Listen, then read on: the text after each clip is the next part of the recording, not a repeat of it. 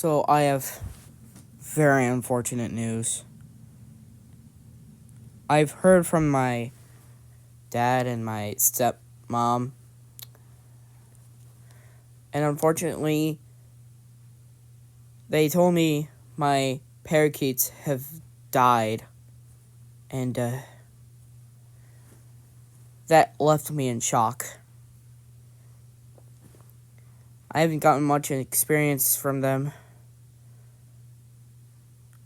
Bluey died first because of a heart attack, and my dad and stepmom heard that Trixie was very upset. They comforted her, and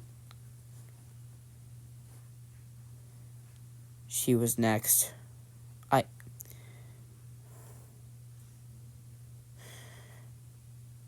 Parakeets don't live that long, but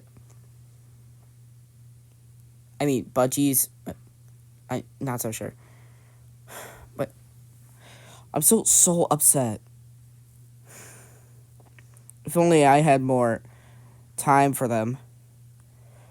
I only see them for visits or FaceTime calls with dad and stepmom.